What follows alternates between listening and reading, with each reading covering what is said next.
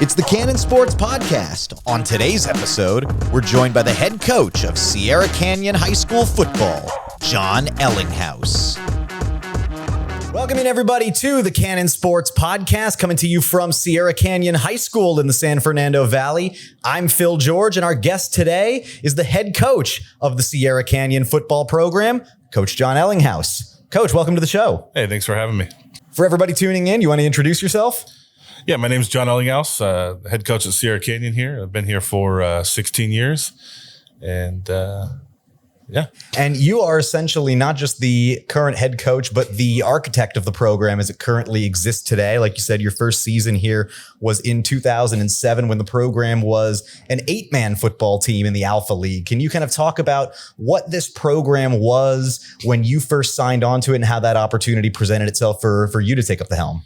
Yeah, you know, I was at a point in my life. I was young. I was 25 years old, and had some great opportunities at college level, a couple other high school deals. But this deal really appealed to me in a lot of ways because it was a ground up, and I felt like I had the energy to do that at that time, and a lot of benefits to doing it that way. So kind of examined my opportunities and ended up jumping over here at Sierra Canyon, and obviously it's been a great thing for me. Now, we're obviously familiar with a lot of different alternative forms of football, aside from the traditional 11-man version, mostly the 7-on-7 format that's popular in elite tournaments and developmental events. Can you kind of give us a rundown on what 8-man football is and who are the schools that deploy it? Yeah, you know, it's funny. When I took this job, we had a long-term plan, and the plan didn't consist of us being an 8-man team, but you know, there's less than 100 kids in the school, and you know, just for numbers, we decided to do the 8-man thing.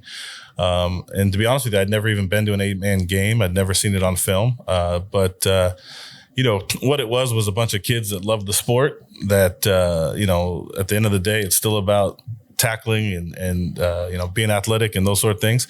Essentially, it's less players on the field on a smaller field, and so the field is 80 yards long and it's 40 yards wide. So you take it in a little bit for the lack of those extra 6 players on the field there. And you know, it was actually fun for me at the time because, like I said, I'd never experienced it. So and I kind of did something fun for me. I didn't actually go watch a bunch of film of 8-man football or what have you. I just kind of decided, okay, I'm going to do it my way, do it a little different. And I think we had a little different style than a lot of the teams that did it. And we did it for 2 years. It was fun. 1 year we were awful. The next year we got pretty good.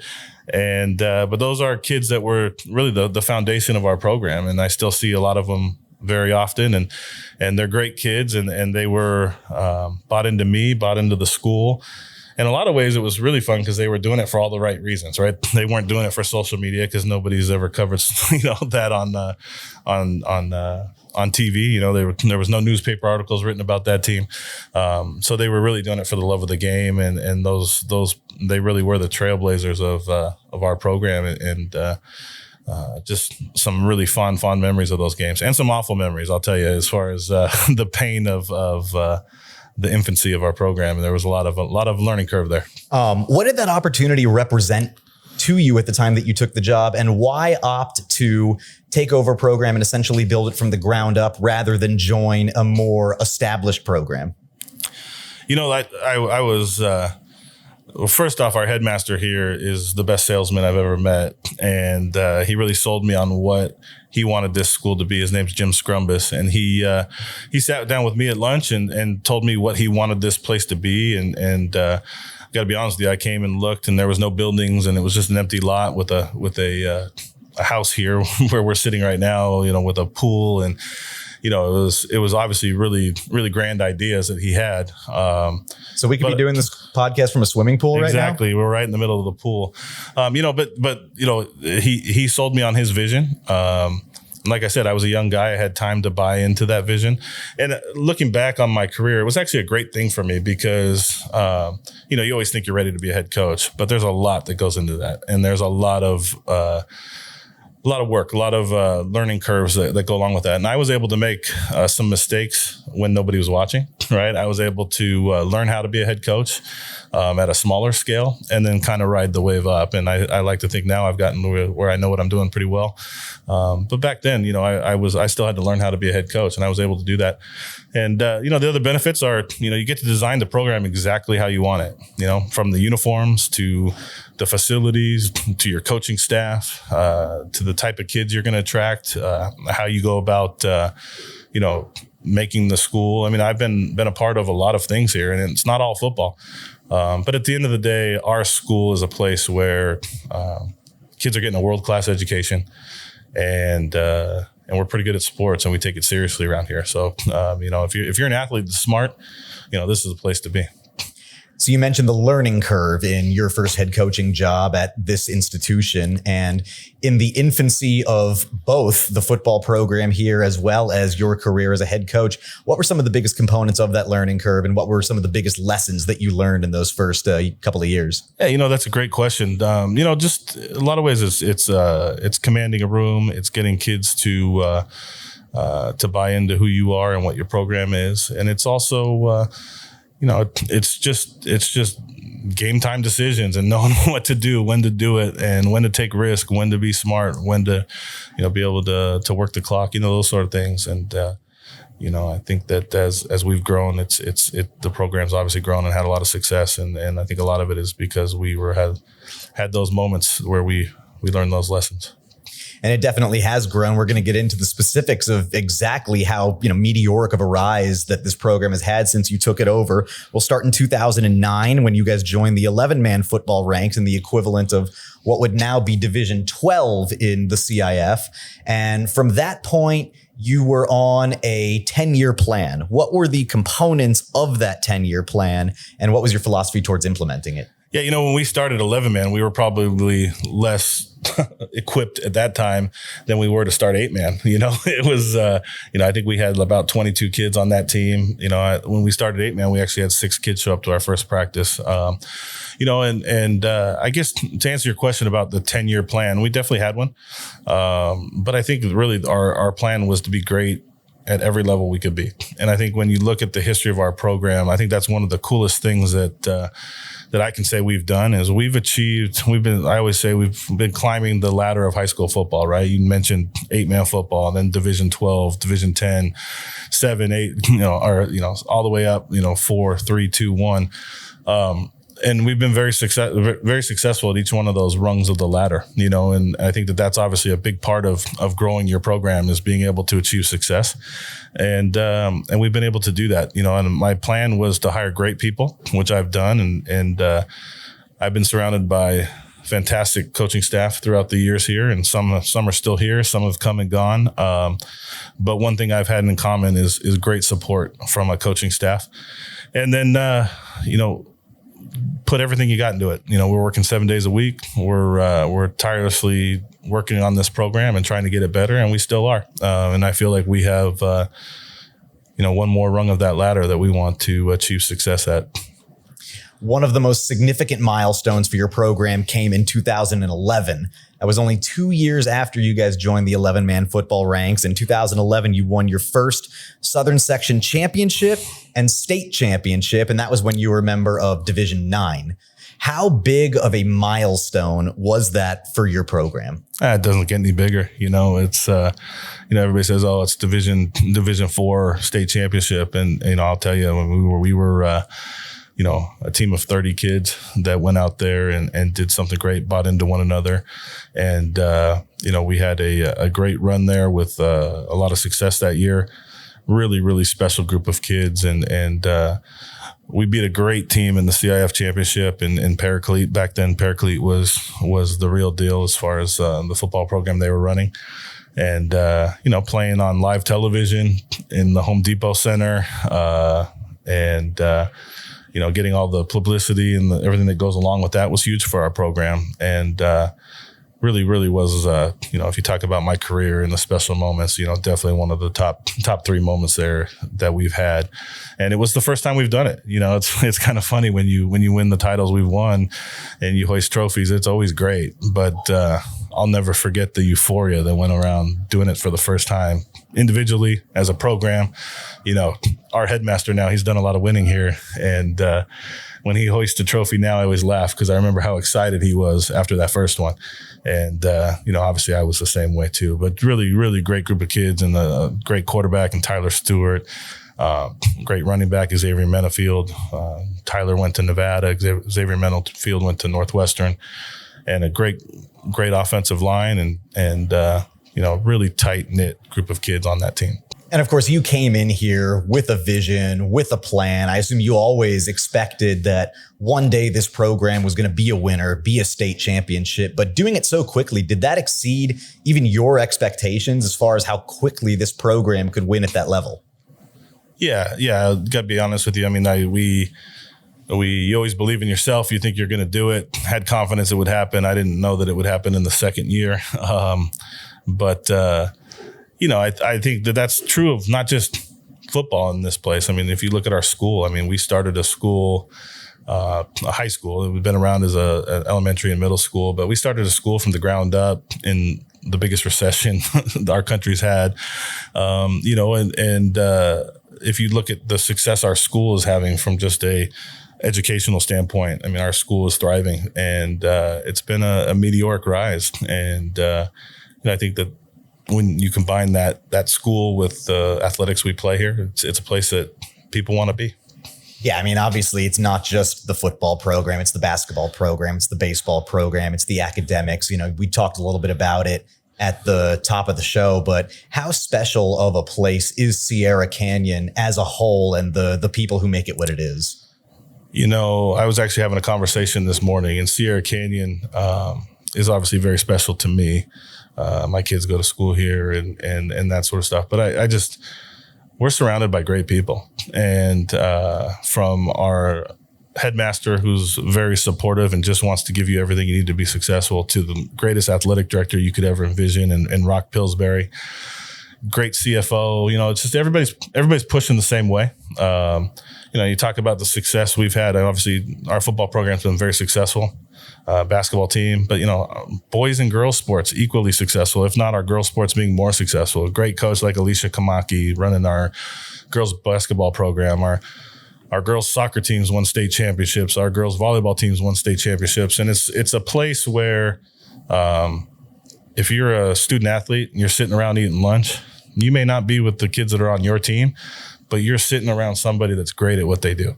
And if you look at we sent 13 kids to Division I football last year. And if you look at the type of schools, when you talk about Stanford and Princeton and Yale and Army and everywhere in between, Oregon, we're sending these kids. It's not just a place where they're coming to play sports. So they're going off and getting a great education here, which is preparing them to go get a great education somewhere else. And at the end of the day, for 95% of those kids, that's the most important thing, is getting a great education. So when the sport stops, they're able to go off and thrive and be successful. Yeah. We just talked to Cameron Brandt, and not only is he one of the star players on the football team, he's got a GPA of over 4.0. So that seems to be something that your entire program really stresses as being of critical importance. Yeah, I've got really good football coaches that handle a lot of the football aspects of our program. But I talk to my kids a lot more about that stuff. And Cameron's a great example. 2 years ago, we had 12 kids go off and play Division I football. Last year was 13. Cameron just recently announced that he's committed to Stanford, so he's the first of the next class, and we're really excited about that. And just such a great young man. And Cameron's one of those kids that if my son grew up to be like him, I'd be really proud. He's just a kid that does everything right. He cares about his teammates just as much as he cares about himself, and just a great young man. And you talk about a life-changing opportunity going to a place like Stanford and having that paid for. That's what this is all about. Getting back into the football aspect and some of the other accomplishments that you've had at this program, we talked about 2011, that first Southern section and state championship. Since then, you guys have won 4 more titles in the Southern section and another California state championship. Just put into perspective everything that you've been able to accomplish here from a football standpoint and how far this program has come. Yeah, it's been very, very special, and we're really proud of the program we've built. And, we've gotten to a place where I talked about, the rings are important. I'm sure at some point we'll be able to look back and count those. And yeah, we've won 5 CIF championships, 2 state titles, 4 regional titles. And every one of those is special. But I'll be honest with you, it's more special when we're sending kids to great colleges and letting them have life-changing experiences when it comes to that, because that's really what life's about, So, in recent history, we won a Division IV title, then we won a Division III title, we won a Division II title. We fell short last year by 2 points in the semifinals. But our program's been in the semifinals or better 8 out of the last 12 years, which is something that I don't know if anybody can say that. I know they can't. And I think we're in this area.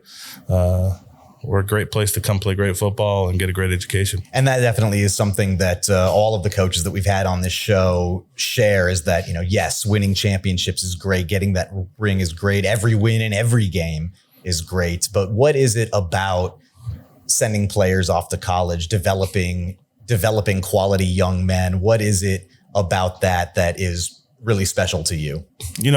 I've had players that I coached play in the NFL. I still have some that I coach that are still there, and if they can do that, it's the greatest thing, right? And it's what we're all striving for, and we do everything to give those kids what they can to get there. But for the 99% of the other kids, going off and getting a great education, being a great father, great husband, is more important. And so, I like to think that we're creating great men here. It's not just me, it's the teachers in this place. It's the assistant coaches, the faculty, the administration. But I've been now here sitting in this seat for 16 years. And I can tell you that, I watch kids come in as 9th graders and I watch them leave as 12th. And this place does a lot for young men and women. And it's really a special place, and they leave well equipped to go tackle the world, which is, if you're coaching high school football, high school sports, that should be your focus. How do you and the staff and everybody here serve to set that example for the young players and show them how to do the things that you're trying to have them do in the future? Yeah, in the beginning, I had to do a lot of talking, a lot of selling on that, and we've had over 20 kids here go off and play Ivy League football. We've had 12 years in a row of a kid getting accepted for an Ivy League school. So I think what you do more importantly is you get kids like Cameron Brandt around, and you get kids like Josh Carlin and Caden Harmon, Ezekiel Larry, and everyone. There's so many of them, but you get great kids that are motivated and driven to go off and do something great, and you let them talk to their friends about it, right? And they give the younger kids somebody to look up to, and that's a lot more powerful than me just sitting in front of them and talking at them. So we've created a program here where every year we have great young men that are teaching great young men, and as the leaders of the program, the coaches, we obviously have to do some steering. We have to do some, not everybody's perfect and they screw up here and there, and we take care of that and we guide and mentor them there. But, I think the coolest thing about our program is we've gotten to a place where, our older kids are mentoring our younger kids. And a lot of it's because of the way our program is run, because we practice as one team.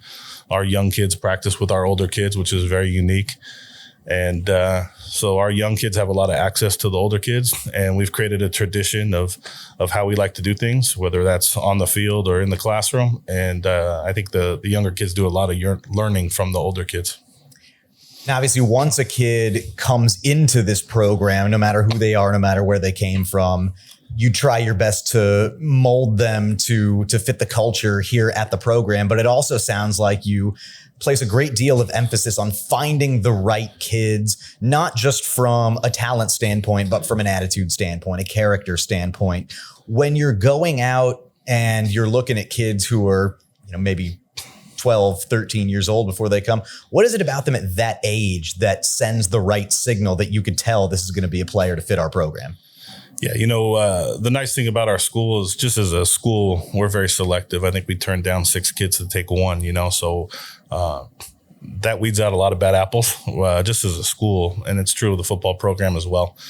But I'll be honest with you, I got 65 kids in our program, and there's not a single kid I don't like. That's the best part about my job is we get really great kids, great young men that are coming in to do great things. And we've built a program here where if you're a kid that values academics, you're a kid that values athletics, you're going to consider us. And when you do, I like to think, obviously, you come in and you see the place, and it sells itself in a lot of ways. And then you talk about what it's done for, other kids and where they've gone. And it tends to attract the best of the best. And that's what we've got here. I want to go ahead and talk about the current program and the season that you guys have coming up. First, I want to go ahead and go back to last season. Like you mentioned, you reached the Division II semifinals for the 11th time in 13 seasons. I mean, that's I guess amazing. I undersold it earlier, didn't I? Yeah, you undersold it. I wasn't gonna correct you because I knew we were getting to this part. But yeah, 11 out of 13 seasons. I mean, that's impressive on its own. And like you said, that Olu game, you were 2 points away from going to that championship, and you're pretty poised for success this year as well. Yeah, it's kind of funny when you talk about last season. It was really challenging. It was tough in a lot of ways, tough on the kids, tough on the coaches.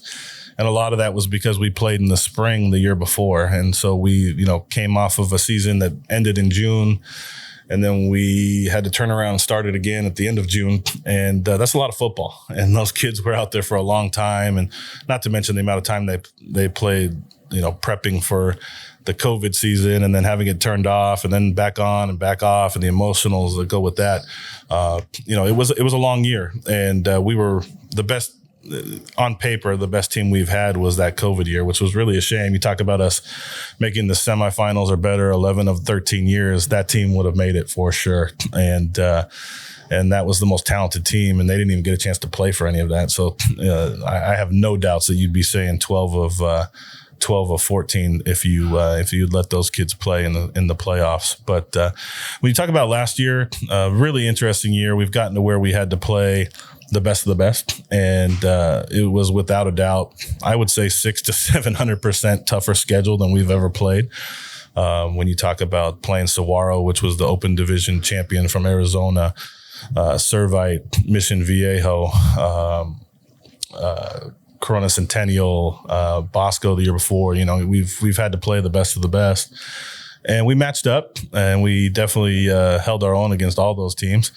But we also, like I said, we've got a little bit of a ladder to climb. But last year was one of those years where we graduated a ton of kids from that COVID year. That was a really good team.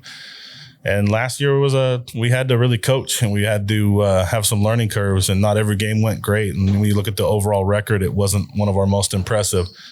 But what was really impressive is those kids bonded. They came together by the end of the year. And when we got to the playoffs, we were a really good football team. And you talk about, we played, I think, 4 Trinity League teams. And played them tough, and they really achieved the best of the best when it came to that. And so when we got in the semifinals against Orange Lutheran, obviously we lost 42-40, but we were right there in that game, and that team really should have gone to the finals. I think if we had gone to the finals, we would have won another title. So hey, that's part of high school sports. You win some, you lose some. But I was really proud of the way that team just kind of kept fighting, because if we would have put that team in some of the schedules that you've talked about on the other teams that were really successful, they probably would have won a title too, but they just had the toughest schedule we've ever played. So this year, now we've got a great challenge. We joined the Mission League, which is, in this area, the best league. I think it's one of the top 2 leagues in Southern California. When you look at, Trinity League, Mission League, great competition in every school, every game. We play, Gardena Serra, Bishop Amat, Chaminade, Alamany. Alamany won a Division II title last year. Chaminade's a great program. Notre Dame's a storied program. So we're really honored to be in the presence of those teams, and I think that's where our program belongs. I think it was the right fit for us. So we're just really excited about that opportunity, and excited to not have to travel all over the United States to get good games and good competition. Everything is going to be right in our backyard here. So, for our program, it's a great step here. And I think we got a great football team that, we haven't even gone through camp yet. So I'm not going to pronounce them winners of anything. We got to go out there and work for it. But we've got the potential to be a really good team, especially when it comes towards the end of the year, which is what we traditionally do, is get better throughout the year. I did want to actually ask you about the move to the Mission League, as well as your move up the various divisions throughout the Southern section. What is the process for that? I mean, obviously, realignment is a big topic in the news in the college ranks, but at the high school level, what is the process for moving divisions and moving conferences, and how do you determine when is the right time to make that move? Yeah, it's a great question, and it's not just based on football, right? You've got to make that decision. I'm an athletic director here and work hand in hand with Rock, our athletic director, and it's not just a football decision or a basketball decision. It's a decision that based on every sport, and you got to consider everything we do. And you talk about kind of our meteoric rise, and we started in a small league in the 8-man football, and then we, in our minds, we made this huge step up to go into the Gold Coast League. And that's where we've been for the last I don't know the amount of years, but it's been a while. But in our mind, we're going to play Paraclete. We're going to play Brentwood. Like, how are we going to do that? And that's where we were at. And then throughout the years, we've really grown, and we had a lot of success. And I think all of our teams really dominated the Gold Coast League, and we're really proud of that. And, from a football standpoint, we got where it was no fun because all the teams in our league would forfeit to us. They didn't want to play, except for Paraclete, which was kind of our rival. And we had some great games. And then in the last few years, we actually kind of got to where we kind of outgrew that as well. We started to have some internal conversations, and the CIF does a releaguing process every 4 years, and you can kind of, petition or bid yourself into different things. And they give you a couple criteria. One is competitive equity. One is location and travel distance. There's a third one. I don't exactly remember where it was. But when we really looked at it, the right fit was the Mission League. And we've gotten pretty good at sports to where, to be honest with you, I don't think anybody was going to have open arms welcoming us, and so, we did what we thought was right for our program. And we kind of said, we think the Mission League is the right fit for us. And, there's a process that goes along with that. And, I think that at the end of the day, the schools in our league understood. I don't think that they necessarily wanted us, but they understood that this was the right fit for us. And, it's our hope that over time we go in and be a great member of their league, and we have great battles, and we'll win some and we'll lose some, and we'll treat them with respect. And hopefully in 5 years, they'll be saying, man, Sierra Canyon coming to our league was a great thing, because I have a lot of respect for those programs and the teams that we're going to be going and playing against. And so I think that, it was for us the right fit, and no matter where we went, they weren't going to want us. So we're here now, and we're hoping to make a splash and go out and compete against these great schools in year one. So you have guys on this team who obviously were a part of last year's semifinal team, who were a part of the abbreviated season where, perhaps they didn't get the opportunity that a lot of them feel they should have. And those two things on top of now moving to a new league and wanting to make that splash, I imagine there is some kind of vibe and some kind of hunger in camp for those guys this season.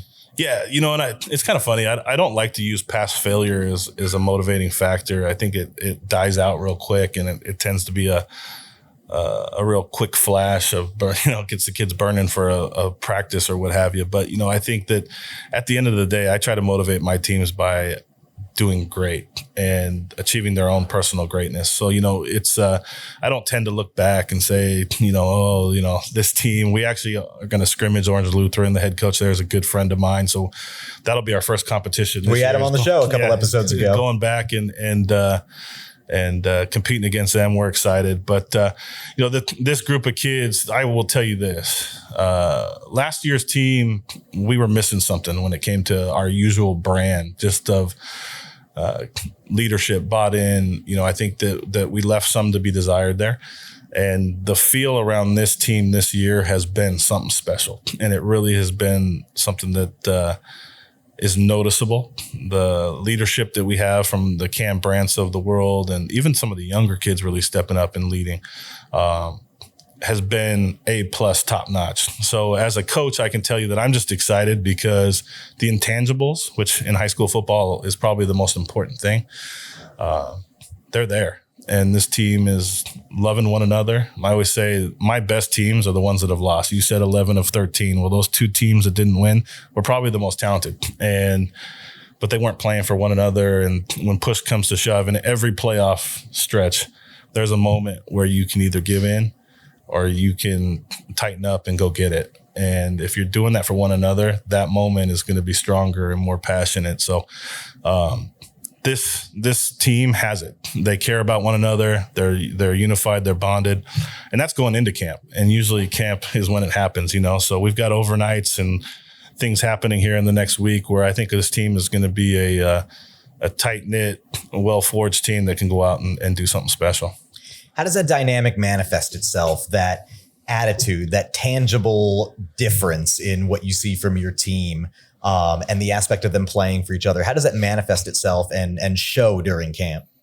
We have a group chat on the WhatsApp where teams communicate, and before every lifting, a kid like Cameron Brandt or somebody else is saying, "Hey, let's get after this today. Let's have a great day. Let's go win a championship." And it's not faked, right? And I think a lot of coaches always sit around and complain about leadership.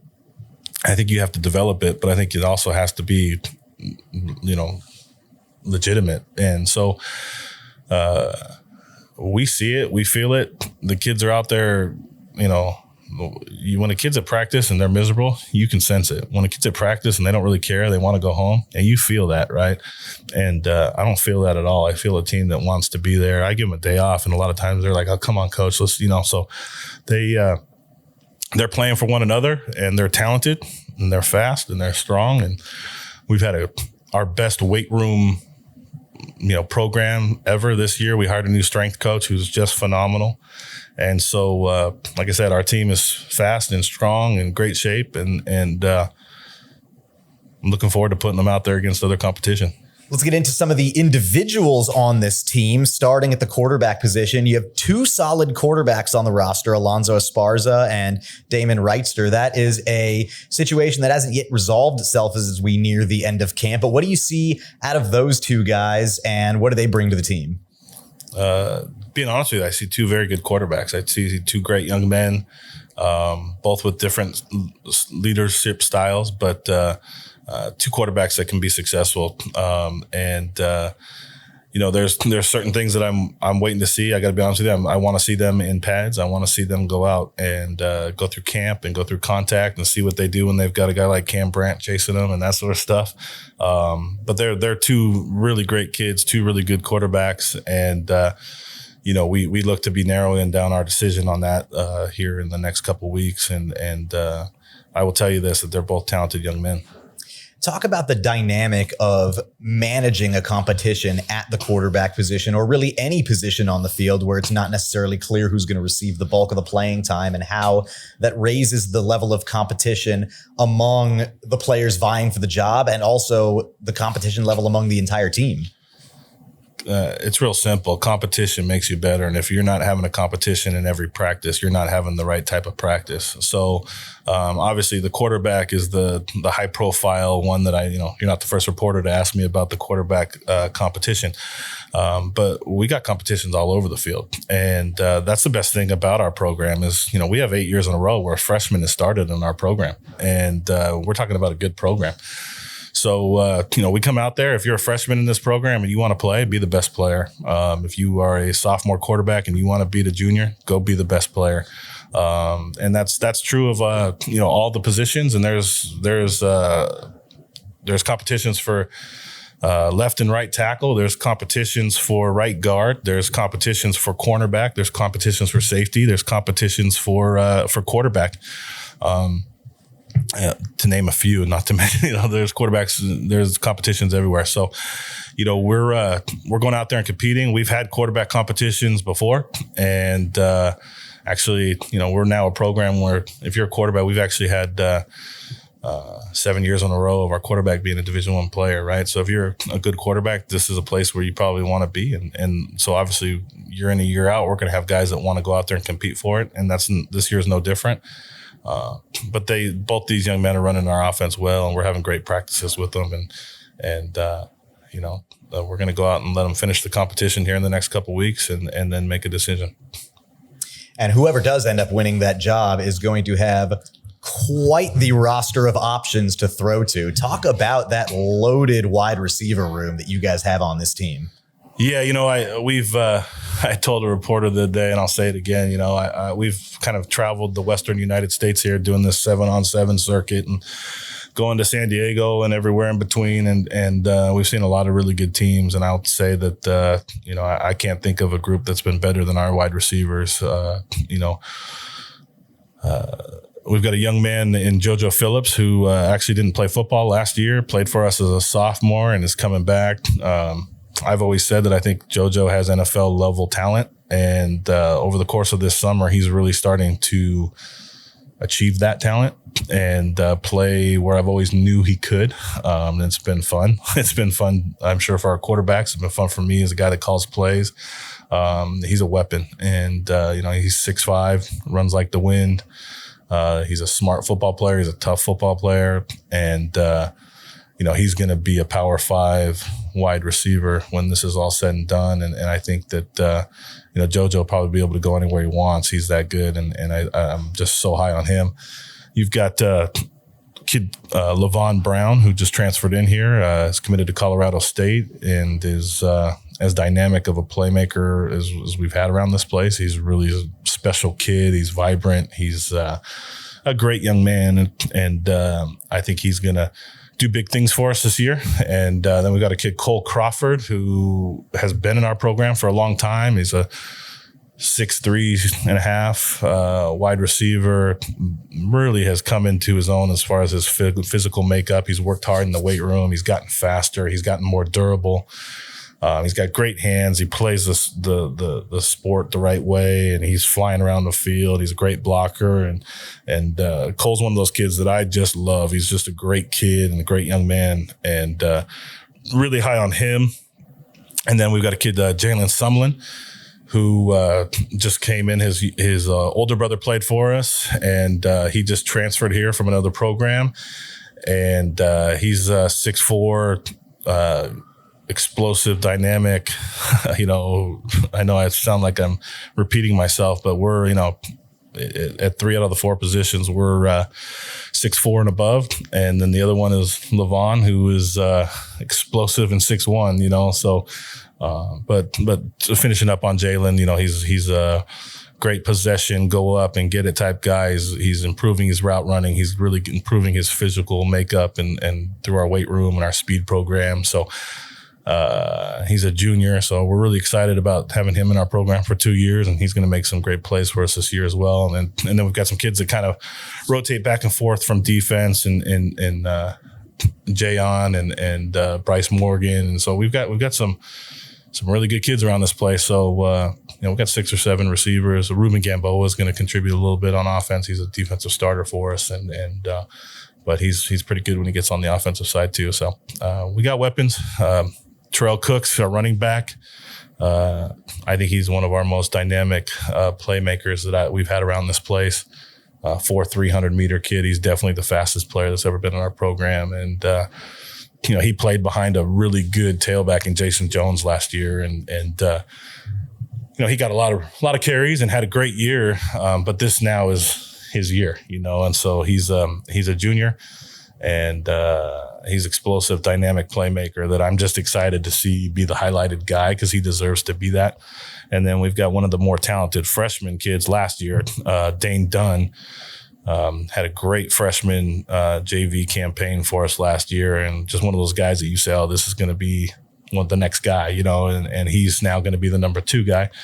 And a very explosive, great playmaker there, and he'll contribute on defense as well. So, yeah, 2 really good tailbacks, 6 really good receivers, great quarterback, a developing O-line that's working really hard and getting where they need to be.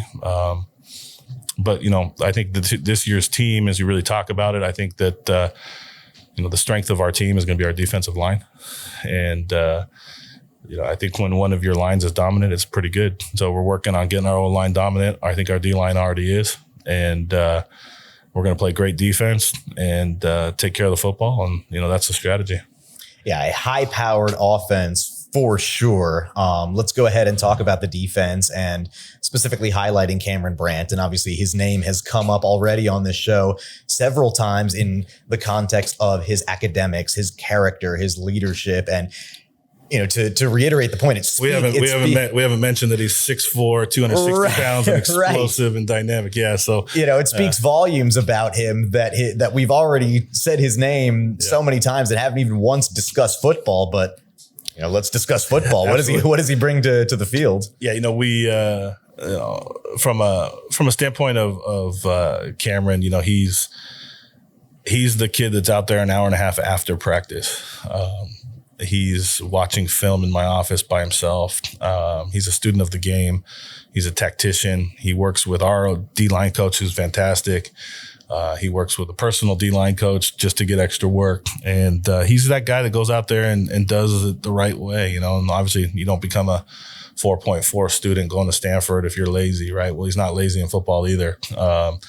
And he's just as good in football as he is off the field, if not better. And so, so far for us this year, he's completely unblockable when our offense is going against our defense. So I'm hoping that's a sign that we're really good on defense. But we're going to move him around. He's going to play inside. He's going to play outside. We're going to mess with guys' blocking schemes. We're going to make it tough to double team him.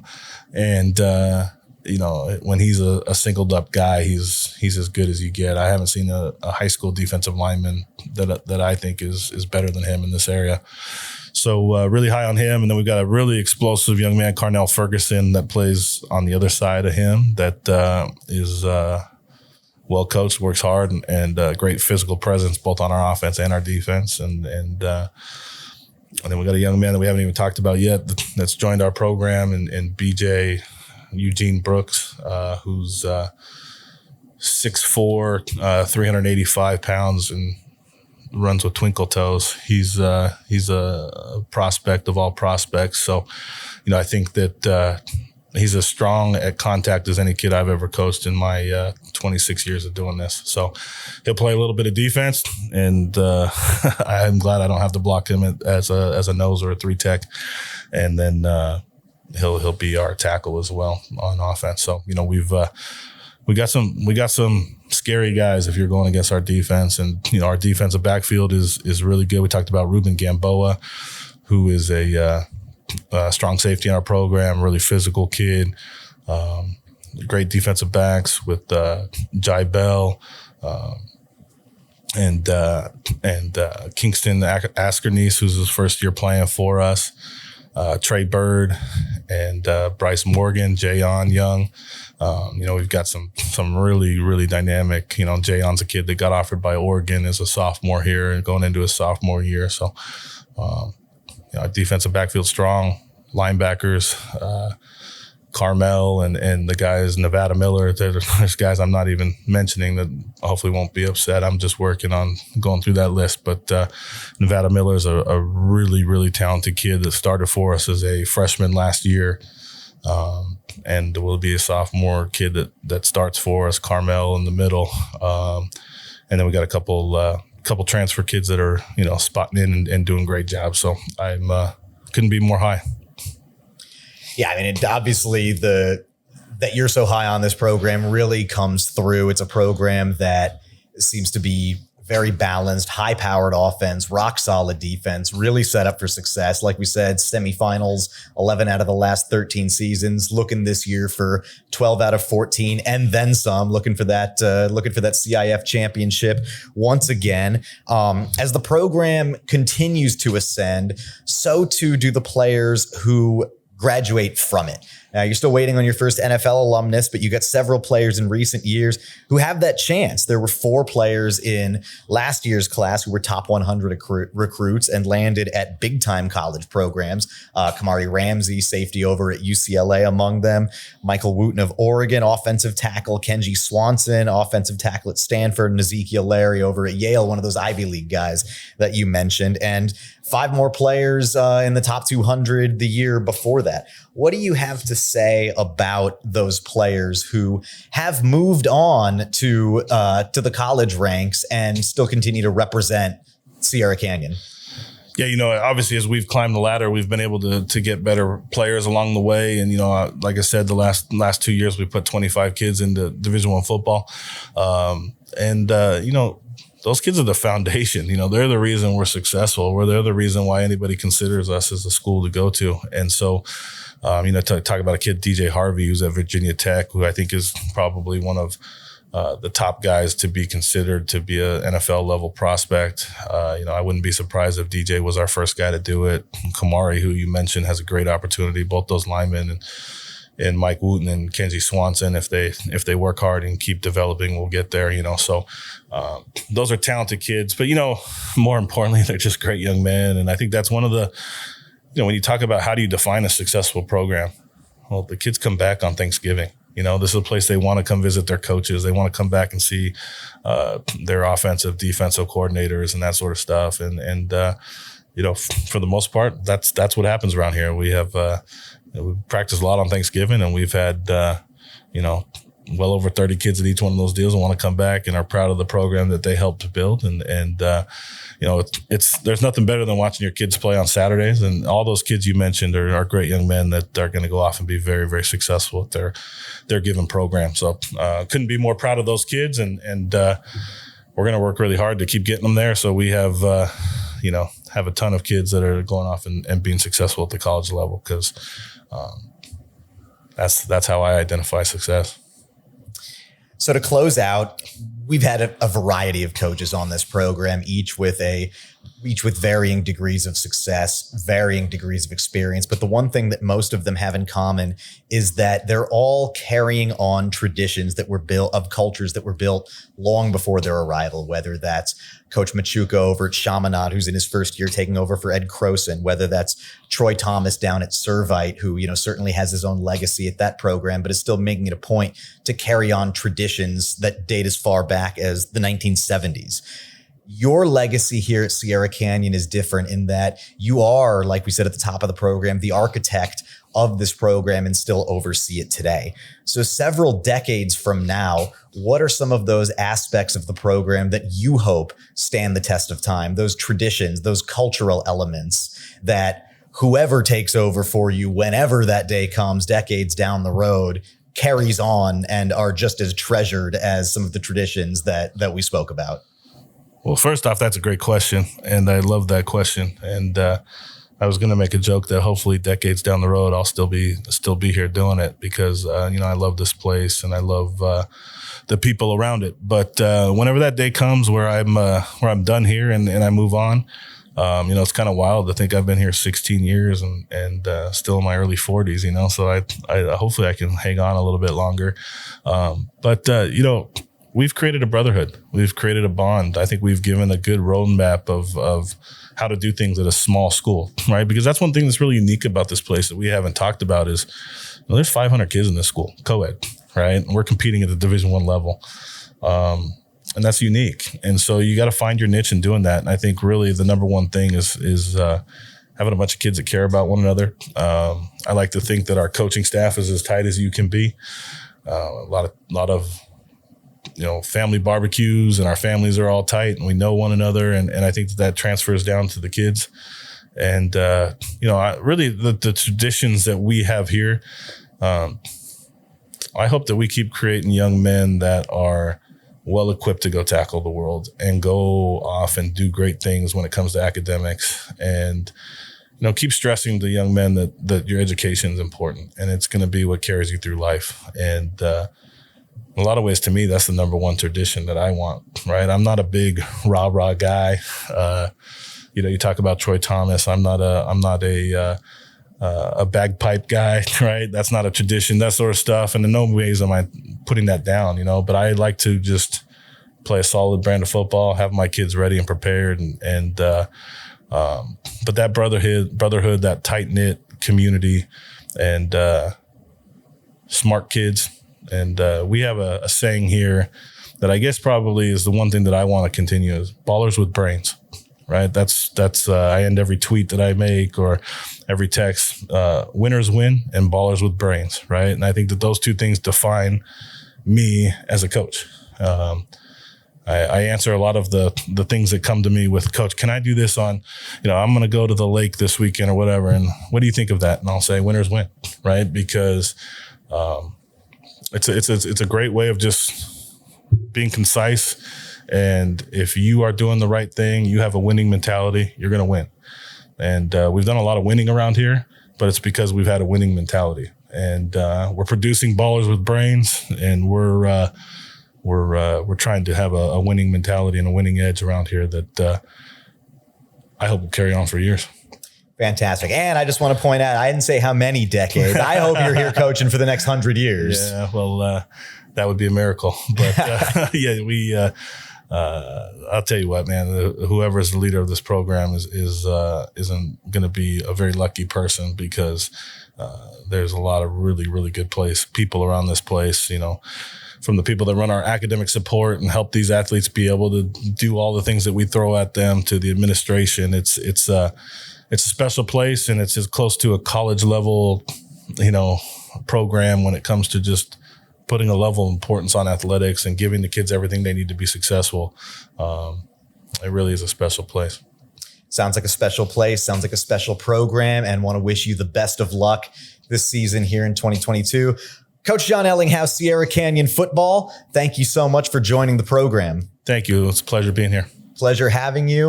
And I just want to say one more time, make sure that you hit the like button, subscribe to this channel, share the show with your friends. Once again, thank you to Coach Ellinghouse for joining the program, and we will see you next time on the Cannon Sports Podcast. Thanks for tuning in. Make sure to subscribe and follow on Instagram at Cannon Sports, TikTok at Cannon Sports Official, and of course, cannonsports.com for all your sporting goods needs.